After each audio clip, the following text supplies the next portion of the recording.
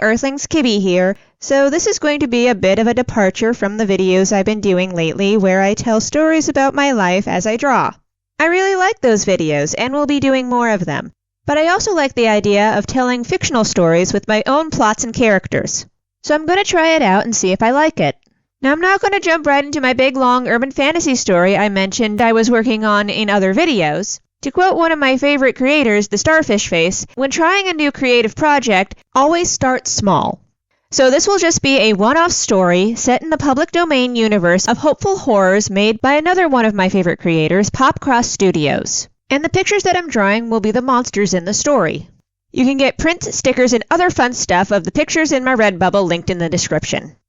One quick disclaimer before I start, due to the nature of the setting, there will be a lot of non-permanent death in this story. Nothing too graphic, but please use your own discretion. Now on to the story. Casey woke with a sudden gasp. How many times had it been now? 24? 25? They were starting to think that Showtime lady's spiel about this being an alternate reality, or unreasonable reality as she had called it, was a lie, and this was just hell. When Casey first showed up in this place, a woman calling herself Showtime had appeared in front of them, told them the name of this strange place, then given them a weird glowing stone and told them the only way home was to go to a military research base looking building in the distance. She had then vanished into thin air, leaving Casey to get to the base on their own, which was easier said than done. On Casey's first attempt, they hadn't even made it a few feet when 3 light gray goblin-looking beings, each about 2 feet tall, floated across a landscape in front of them. They had large, pointed ears, massive glowing eyes, and their gangly limbs ended in wicked-looking hooked claws. It was then that Casey noticed the goblins were actually floating towards them, drool dripping from their razor-sharp teeth. Casey had attempted to run, but the creatures were fast. Several sharp claws dug into their back, causing them to cry out in pain. They had attempted to pull the creatures off, but it was in vain. The creatures were just as strong as they were fast. Casey had only managed to tear one claw away from them when they felt the teeth around their neck, and everything went dark.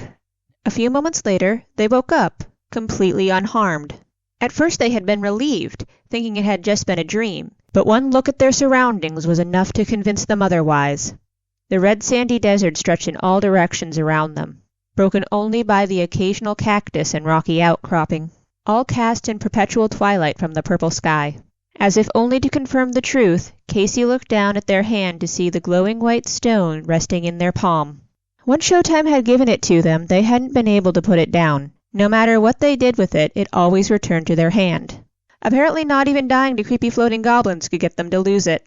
Showtime had told them it could help keep them away from danger, although didn't give much explanation beyond that. However, they would soon learn what she meant. The next time they attempted to get to the base, the goblins showed up again. But this time they remembered the stone, and somehow knew to jump. They jumped, and suddenly found themselves 10 feet in the air. They weren't flying, really. More like gravity had decreased and they could jump much higher than usual. Once they had fallen back down to the ground, they jumped again, putting even more distance between them and the goblins. Unfortunately, that bit of safety didn't last long. They had taken refuge in one of the rocky outcroppings, only to be met with a red pulsing light and the overwhelming stench of sulfur. They had started coughing violently at the smell, which had alerted the attention of something else nearby. From the direction of the red light, a 10-foot-tall creature with a head shaped like a spade, blood-red face, and glowing yellow eyes approached. It looked to be dressed in a draping green robe that may or may not have been part of its body, making it hard to tell if it had feet or was floating like the goblins. It stared at Casey before raising its long, spindly arms that were the same deep red as its face. Its hands had 4 fingers that each ended in a deadly point.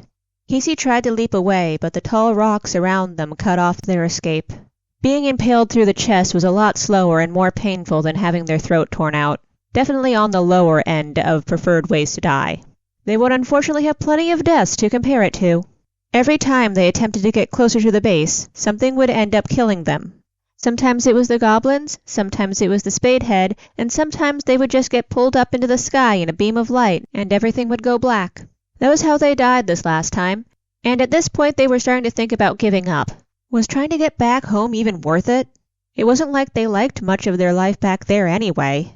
They flopped on their back and looked up at the shifting lights in the sky. They wondered if the outer space of this unreasonable reality worked like it did back in theirs, with planets orbiting suns making solar systems which orbit around massive black holes making galaxies, all moving through an ever-expanding universe. Casey had wanted so badly to be an astronomer, to study the cosmos and learn what more was out there, but they had never been able to reach that dream. They had interviewed and volunteered and interned, but nothing ever came of it. Eventually they just settled for a job as a science teacher, which, while comfortable enough in pay and benefits, still left them drained and unfulfilled. They had recently gotten a potential job offer from the observatory they'd been volunteering at, but at this point it felt foolish to accept it. There was no guarantee they'd pass the interview, and even if they did, quitting this late into the summer would leave the school they worked at scrambling for a new teacher. They just felt so trapped. Their view of the sky was then blocked by a pair of jet-black eyes framed by a featureless gray face. Casey smiled as they sat up to face the one good thing they'd found in this horrible place.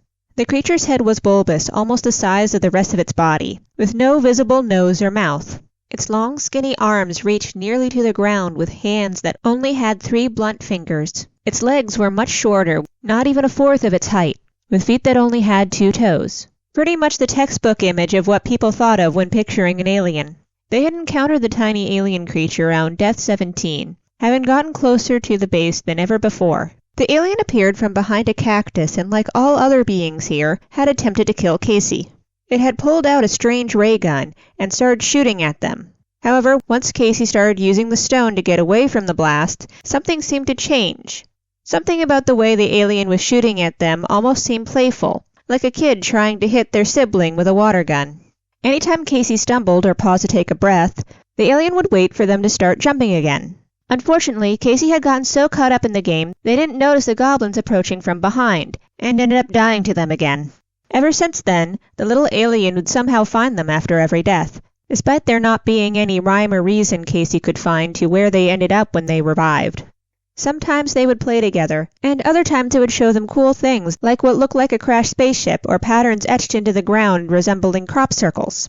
This appeared to be a time it wanted to show them something, as it held out a hand for them to take. Casey took the hand and the alien started to lead them off into the desert. The 2 of them ended up walking for a long time. At first Casey didn't care much. It wasn't like they had anything other to do than keep failing at getting to the base. However, the further they walked, the more tired they became, to the point when they stumbled on a rock they found they couldn't get back up. The tiny alien stopped, realizing Casey had let go of its hand, and turned to reach out and help them up. However, as soon as it touched them, Casey found themselves waking up as if they had just died.